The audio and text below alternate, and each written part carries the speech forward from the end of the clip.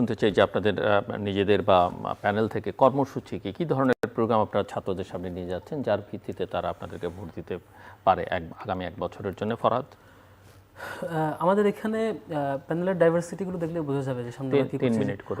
যেমন আমাদের আরমান হোসেন, যিনি আমাদের স্পোর্টসে প্রতিনিধিত্ব করছেন, আমাদের কনসার্ন ছিল যে হচ্ছে আমাদের নারী শিক্ষার্থীদেরকে যে সেলফ ডিফেন্স, যারা যে টর্চারের শিকার হয় বা অন্য কিছুর শিকার হয়, প্রত্যেককে শিক্ষার্থীকে ক্যাপেবল করে তোলা, তার যে প্রাইমারি ডিফেন্সগুলো শেখানো। এটা আমরা ওনার উদ্যোগে প্রশাসনের সাথে হেল্প নিয়ে আমরা প্রত্যেকটা হলের ভিতরে নারী শিক্ষার্থীদের মানে ফিমেল ফ্রেন্ডলি এনভায়রনমেন্টে মোটামুটি প্রতি হলে বেশ বড় সংখ্যক শিক্ষার্থীকে লম্বা প্রায় 2-3 মাস সময় নিয়ে এটা শেখানো হয়েছে এবং দীর্ঘদিন ধরে সেলফ ডিফেন্সের প্রশিক্ষণ চলেছে। এটা আমরা আরও ম্যাক্সিমাইজ করতে চাই। আমরা চাই ঢাকা বিশ্ববিদ্যালয়ের প্রত্যেকটা নারী শিক্ষার্থী এবং অন্য শিক্ষার্থীরাও বটে এই সেলফ ডিফেন্সের কর্মসূচির আওতায় আসবে, তারা একদম প্রাইমারি যে শিক্ষাগুলো থাকবে। এবং আমাদের আরেকটা এই জায়গায় আরেকটা বড় প্ল্যান হচ্ছে যে ফিমেল হলেও তো জিগনেশিয়াম নাই, আবার যে জিগনেশিয়াম ইউনিভার্সিটি ইয়াতে আছে আমাদের সেন্ট্রালি, সেখানে ফিমেল ফ্রেন্ডলি না, তাদের জন্য আলাদা করে সামগ্রিক ব্যবস্থাপনা, ইভেন জুডো কারাতে সেন্টারটাও তাদের ফ্রেন্ডলি আলাদা একটা পরিবেশ থাকে, যাতে করে তারা সব কিছু তাদের পরিসরে শিখতে পারে এবং পরিসরে প্র্যাকটিস করতে পারে, সেই জায়গাটা দরকার। এটা আমরা করবো ইনশাল্লাহ। আর হচ্ছে আপনি দেখবেন আমাদের একজন যে প্রার্থী, যে ল অ্যান্ড হিউম্যানিটিস দ্বারা প্রার্থী, ল অ্যান্ড হিউম্যানিটিস পদপ্রার্থী জাকারিয়া, তার পুরো লাইফটা ইউনিভার্সিটিতে ভর্তি হওয়ার চান্স পাওয়ার যেদিন, যে ইউনিভার্সিটিতে ফার্স্ট হয়েছে তার ইউনিটে, ওই দিন থেকে ছাত্রলীগের মারি খাওয়া শুরু আর কি। তার ওই দিনে তাকে পিটানো, এরপর থেকে পুরো লম্বা সময় তার গিয়েছে ছাত্রলীগের বিরুদ্ধে ভয় শেষ করা এবং ইভেন তার ডিপার্টমেন্টে ভালো রেজাল্ট, পরবর্তীতে মোট কোর্ট, ইন্টারন্যাশনাল মোট কোর্টে যাওয়া। এমন তার একটা কমিটমেন্ট আছে। এখানে কমিটমেন্টটা হচ্ছে এখানে আমরা যত রকমের আইনি সহযোগিতা দরকার সেগুলো খুবই ফাংশনাল লেভেল নিয়ে যাওয়া। যেমন আমরা বিশ্ববিদ্যালয়ে দেখেছি নারী শিক্ষার্থীরা শিক্ষকদের বিরুদ্ধে অভিযোগ দেয় যে অমুক হচ্ছে ফিজিক্যালি টর্চার বা সেক্সুয়ালি হ্যারাসমেন্টের শিকার হয়েছে, অভিযোগ পেন্ডিং হয়ে পড়ে থাকে। এটা কোনো মানে এটা আবার একটা চক্র, সিন্ডিকেটের চক্র, এটা কোঅর্ডিনেট করে কীভাবে করে এটা কোনো রকম একটু জিয়ে রেখে পরবর্তীতে এটা মানে পেন্ডিং রেখে দেওয়া যায়। আমাদের নারী শিক্ষার্থীরা এটা পাচ্ছে না। আর একটা হচ্ছে ড্রেস নিয়ে, এই জিনিসটা আমরা একটা ভালো সেল করা এবং এটা সলিউশনে যাওয়া। আবার মোরাল পলিসি নিয়ে, মোরাল পলিসি 2 ক্যাটাগরি চলছে। এটা হচ্ছে যারা বুরকা পরে, হিজাব পরে, তাদেরকে এতে বলা হচ্ছে যে তোমার বুরকা পরা যাবে না, এটা কেন পড়ছে, পোশাক ভালো না, এটা খোলো। আবার কেউ অন্য যে তার ফ্রেন্ডলি ড্রেস পরছে, কেউ আবার তার বিপরীত মোরাল পুলিশিং করছে। এই 2টা পুলিশিং খুবই ডেঞ্জারাস। এখান থেকে এসে যার যে পোশাকের অভ্যস্ত, যিনি যেটাতে ভালো বোধ করেন সেটাতে পড়বে। আপনি পরিচয় শনাক্তকরণের জন্য ফিঙ্গারপ্রিন্ট বা অন্য কোনো ওয়ে আউট বের করতে পারেন, মোরাল পুলিশিং করার দায়িত্ব আপনাদের দেওয়া হয় নাই। তো এই জিনিসটাকে একদম জিরোতে নিয়ে আসা, কোনো দিক থেকে যাতে কোনো ধরনের মোরাল পুলিশিং না হয়। আর এর বাইরে আমাদের প্রার্থীদের মধ্যে আমরা যেমন একজন আছে যে ওদের স্কিল ডেভেলপমেন্ট নিয়ে দীর্ঘদিন কাজ করছে, রায়হান উদ্দিন। সে নানান প্রশিক্ষণ দিয়ে ক্যাম্পাসের শিক্ষার্থীদের প্রশিক্ষণে আমরা চিন্তা করছি যে ফার্স্ট ইয়ারে যে স্কিল ডেভেলপমেন্ট প্রোগ্রাম 2 ভাগে ভাগ করার চিন্তা করা যায়। আমরা চিন্তা করেছি যে শিক্ষার্থীরা প্রথম বর্ষে, দ্বিতীয় বর্ষে আসে, তাদের 5 ইয়ার 5 বছর ব্যাপী প্ল্যানটা কেমন হবে, কোন বছর শিখবে, 1 বছর সে ইংরেজি শিখবে, ভাষা শিখবে, কম্পিউটার শিখবে, এটা শিখবে। আবার তার জব পিরিয়ডের কাছাকাছি যাওয়ার পরে সে যে হায়ার স্টাডিজে যাবে অথবা জবে যাবে অথবা সামগ্রিক তার রিসোর্স, তার ক্যারিয়ারকে ডেভেলপ করার জন্য যা করা দরকার সেটা আমরা আসলে চিন্তা করছি। আমরা ছাত্র দলের পক্ষ থেকে এখনো কোনো ইস্তেহার আনুষ্ঠানিকভাবে দিইনি, তবে আমাদের ইস্তেহারে প্রতিফলিত হবে এমন কিছু বিষয় যেটা আমাদের শিক্ষার্থীরা তাদের ক্যাম্পাস জীবনে 5টি মৌলিক অধিকার স্বাচ্ছন্দ্যে উপভোগ করতে পারবে। কেননা একজন শিক্ষার্থী যখন তার এই 5টি মৌলিক অধিকার ক্যাম্পাসে এসে উপভোগ করতে বঞ্চিত হয় উপভোগ থেকে, তখন কিন্তু সে তার গ্র্যাজুয়েশন শেষে একজন দক্ষ জনসম্পদ হিসেবে রূপান্তরিত হতে পারেন। আপনি জানেন যে রাষ্ট্রের সবথেকে বিনিয়োগ কিন্তু এই সকল পাবলিক ইউনিভার্সিটির শিক্ষার্থীদের পিছে। তো রাষ্ট্র কেন বিনিয়োগ করে? এই শিক্ষার্থীকে একজন দক্ষ জনসম্পদে রূপান্তরিত করবে, এটা কিন্তু মেইন লক্ষ্য। সুতরাং এইটা করতে রাষ্ট্র ব্যর্থ হচ্ছে। এর কারণ হচ্ছে আমাদের এইখানে যে 5টি মৌলিক অধিকার শিক্ষার্থীরা ভালোভাবে উপভোগ করতে পারছে না।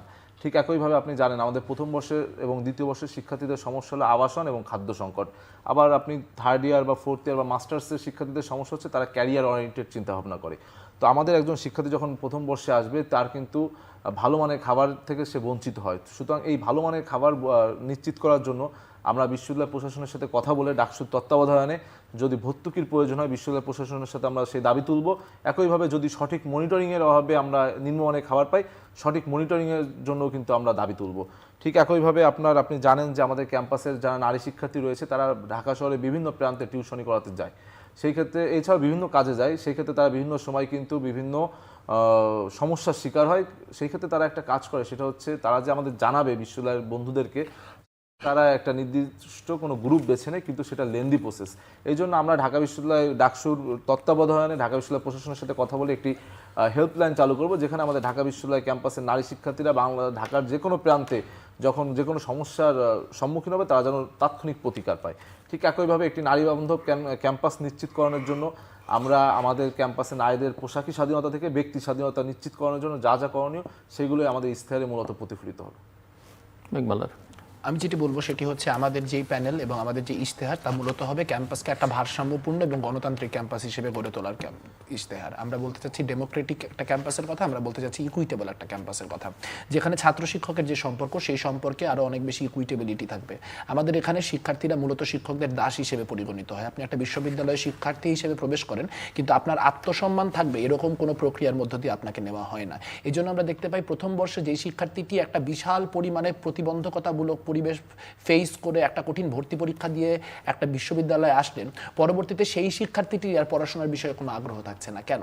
কারণ এখানে শিক্ষক শিক্ষার্থীদের যেই সম্পর্ক সেই সম্পর্কে কোনো ভারসাম্য নেই। আমরা এমন ইশতেহার আনবো যে ইশতেহারের মধ্য দিয়ে শিক্ষক শিক্ষার্থীদের যে সম্পর্ক সেই সম্পর্কের এক ধরনের ভারসাম্য প্রতিষ্ঠিত হবে।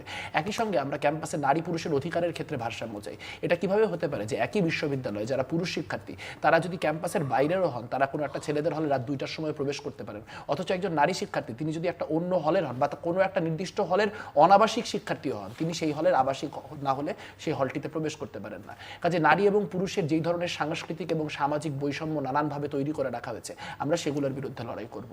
প্রচুর পরিমাণে কালচারাল ডিসক্রিমিনেশন অবাঙালি যে সকল সম্প্রদায়ে ঢাকা বিশ্ববিদ্যালয়ে পড়েন তাদেরকে ফেস করতে হয়। সেটা যেমন আদিবাসীদের ফেস করতে হয়, সেটা তেমন বিহারিদের ফেস করতে হয়, অন্য সকল জাতিগোষ্ঠীকে ফেস করতে হয়। এই কালচারাল যেই ডিসক্রিমিনেশন, সেই কালচারাল ডিসক্রিমিনেশন থেকে উত্তরণ করার জন্য যে পলিসি, তা নিয়ে আমরা কাজ করব।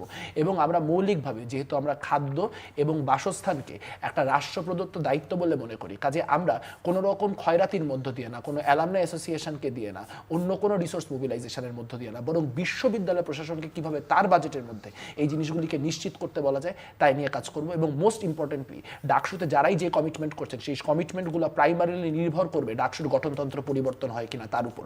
আমরা ডাকসুর গঠনতন্ত্র পরিবর্তনের ব্যাপারে হাইপার ফোকাস থাকবো।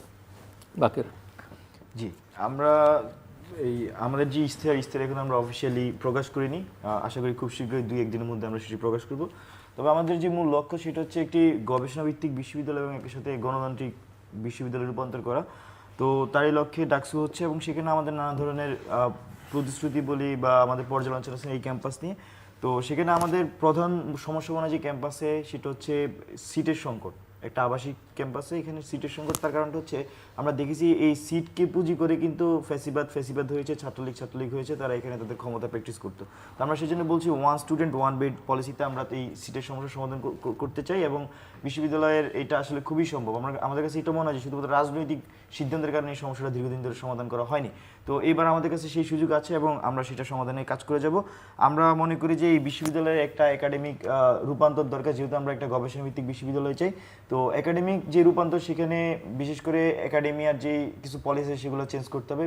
প্রথমত শিক্ষক নিয়োগ, আমাদের শিক্ষক নিয়োগ প্রক্রিয়াটা একটু হ্যাজি এবং বেশিরভাগ ক্ষেত্রেই পলিটিক্যালি শিক্ষক নিয়োগ হয়। তো সেটা নিয়ে আমরা চাই যে শিক্ষক নিয়োগটা স্বচ্ছ হোক এবং একই সাথে শিক্ষকদেরকে টিচার্স ইভ্যালুয়েশন মেথডে নিয়ে আসা হোক, যাতে শিক্ষকরাও ক্লাসে পাঠদানে আরও বেশি মনোযোগী এবং সেন্সিবল হয়। আর আরেকটা বিষয় হচ্ছে যে আমরা যদি গবেষণাভিত্তিক বিশ্ববিদ্যালয় চাই, সেখানে আমাদের একটা জিনিস খুবই ইম্পর্টেন্ট, সেটা হচ্ছে যে গবেষণার জন্য যেই বিষয়গুলো অ্যাক্সেস করতে হয়, আমরা দেখি যে অনেক কিছুই আমাদের বিশ্ববিদ্যালয়ের পক্ষ থেকে আনঅ্যাভেলেবল, সেগুলো আমরা অ্যাক্সেসের জন্য আমাদের উদ্যোগ নিব। আর এর সাথে সাথে আমরা আরও কয়েকটা বিষয় আমরা লক্ষ্য করছি বিশ্ববিদ্যালয়, বিশেষ করে একটা বাংলাদেশি সংস্কৃতি সেখানে নির্মাণের জন্য। সেটাতে বিশ্ববিদ্যালয়ের প্রশাসন যেই এখনকার যে নতুন প্রশাসন, তাদেরকে আমরা আসলে সেইভাবে উদ্যোগ নিতে দেখিনি। তো এখানে আমরা যদি নির্বাচিত হয়ে আমরা সেই উদ্যোগগুলো নিব। আমরা বলেছি ইতিমধ্যে যে আমরা হলগুলোতে মিনিপ্লেক্স গঠন করবো, একটা সেন্ট্রাল একটা কালচারাল হাব তৈরি করব এবং সেখানে আমরা সিনেপ্লেক্স গঠন করব এবং এছাড়াও ক্যাম্পাসে আমরা হচ্ছে যে মিউজিয়াম গঠন করব। আর এখানে নারীদের যে বিষয়টি আসছে, সবাই বলছে নারীদের জন্য একটি নিরাপদ ক্যাম্পাস এবং নারীদের আবাসন সমস্যাকে আমরা প্রায়োরিটাইজ করবো এবং নারীদের হলগুলোতে বিনোদনের নানা ধরনের ব্যবস্থা থাকবে। আর বাসে বা অনাবাসী যেসব শিক্ষার্থী আছে, তারা ক্যাম্পাসে এসে বেশিরভাগ আমার যেসব ফ্রেন্ডস আছেন, তাদের একটা জিনিস কমন প্রবলেম হচ্ছে তাদের গ্যাস্ট্রিক হয়ে যায়। গ্যাস্ট্রিক হওয়ার অন্যতম অন্যতম কারণ হচ্ছে যে ক্যাম্পাসের খাবার ব্যবস্থাপনার তারা সবচেয়ে বড় ভোগান্তিটা তারা ভোগে, এবং সেই জন্য আমরা একটা ফুড পয়েন্ট আইডিয়া আমরা নিয়ে আসছি। সেটা প্রত্যেকটা হলে একটা ফুড পয়েন্ট থাকবে, এবং যেসব জায়গাগুলোতে লোক সমাগম হয় যেমন কার্জন মুকাররম, মোতাহের, টিএসসি, এইসব জায়গাগুলোতে কলা ভবন একটা ফুড পয়েন্ট থাকবে, এবং ফুড পয়েন্টগুলো কাইন্ড অফ সেম টাইপ হবে, যেমন দেখবেন কেএফসি সেম টাইপ, সব জায়গায় তার সেম ব্র্যান্ডিং, এরকম সেম টাইপ ফুড পয়েন্ট থাকবে এবং সেম টাইপ আইটেম সব জায়গার মধ্যে থাকবে, এবং সেটা শুধুমাত্র ঢাকা বিশ্ববিদ্যালয়ের শিক্ষার্থীরা অ্যাক্সেস করতে পারবে। আর আপনি দেখবেন যে আমাদের যে বিশ্ববিদ্যালয়ের ম্যানেজমেন্ট সিস্টেম, রেজিস্টার ভবন থেকে শুরু করে হল এবং ডিপার্টমেন্টে, সেটা এখনো অনেক জায়গায় পূর্ণ ম্যানেজমেন্ট সিস্টেমে রয়ে গিয়েছে, এবং শিক্ষার্থীরা এর জন্য নানা ধরনের ভোগান্তিতে ভুগতে হয়। আমরা মনে করছি যে একটি মাত্র কার্ডের মাধ্যমে সবগুলো সমস্যার সমাধান করা সম্ভব, এবং পুরো সিস্টেমটাকে ডিজিটালাইজ করার জন্য আমরা আমাদের প্রস্তাবনা রাখবো। মেঘমাল্লা, জুলাই অভ্যুত্থানে ছাত্ররা বিভিন্ন হল থেকে ছাত্র রাজনীতি বন্ধের বিষয়ে দাবি তুলে এবং তাদের 9 দফাতেও এরকম একটা অন্তর্ভুক্ত করা হয় দাবিটি, কিন্তু অভ্যুত্থানের পরই শিক্ষার্থীদের এই দাবির বিপক্ষে আপনি একটা অবস্থান নিয়েছেন এবং শিক্ষার্থীদের আন্দোলনকে আপনি অপ্রকাশ্য শিবির এই আন্দোলন করছে এমন একটা দৃষ্টিভঙ্গিও দেখিয়েছেন। সো তার মানে কি জুলাই 15-তে ছাত্রলীগকে বিভিন্ন হল থেকে বের করা হয়েছিল কিনা, করা হয়েছিল এবং ছাত্র রাজনীতি নিষিদ্ধের দাবি উঠেছিল, সেটা শিবির করেছিল, সাধারণ শিক্ষার্থীরা করেনি? এটা তো কি বলে আব্দুল কাদেরই বলছে যে নবম দফার যে সপ্তম দফা সেটা ফরহাদের লেখা। ফরহাদ বলছে এইটার মেয়াদ ছিল আওয়ামী লীগ যাওয়ার আগ পর্যন্ত, কারণ তখন আওয়ামী লীগ হচ্ছে শিক্ষার্থীরা আওয়ামী লীগকে মেরে পিটিয়ে তাড়াইছে, যদি আওয়ামী লীগ কোনোভাবে ফেরত আসতে পারে তাহলে এটা ওসুল করে ছাড়বে।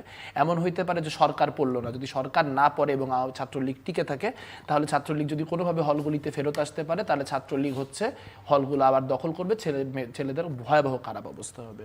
ওকে, ফেয়ার। তাহলে এখন তো ছাত্রলীগ নাই, তাহলে 5ই আগস্ট চলে গেছে।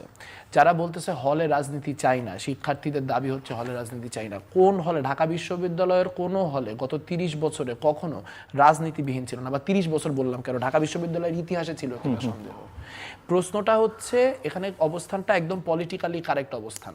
আমি পপুলিজমে আগ্রহী না, যে হচ্ছে আমার এই মুহূর্তে এই পজিশনটা একটা পার্টিকুলার মানে ছাত্রদের কাছে যদি অজনপ্রিয় হয় আমার কোনো আপত্তি নাই, কারণ 2 বছর 4 বছর 5 বছর পর তারা বুঝবে যে কে এখানে একটা পলিটিক্যালি কারেক্ট অবস্থান নিয়েছিল আর কে আমাকে এখানে ম্যানিপুলেট করার জন্য আমার একটা সাময়িক সেন্টিমেন্টকে কাজে লাগায় আমাকে একটা ভুল দিকে ধাবিত করছিল। কথাটা খুব সহজ। হলগুলিতে প্রত্যেকটা সংগঠনের শিক্ষার্থীরাই আবাসিক উপায়ে থাকে, তো তারা যখন থাকে তারা অবশ্যই তার আশেপাশের যে মানুষ তাদেরকে পলিটিক্যালি তার যে আইডিওলজি সেই আইডিওলজিতে মোটিভেট করার চেষ্টা করে। এবার যখনই সেই সংখ্যাটা 1, 2 থেকে 5, 7 হয়ে যায় তার মানে হচ্ছে ওই হলে ওই আপনি বলেন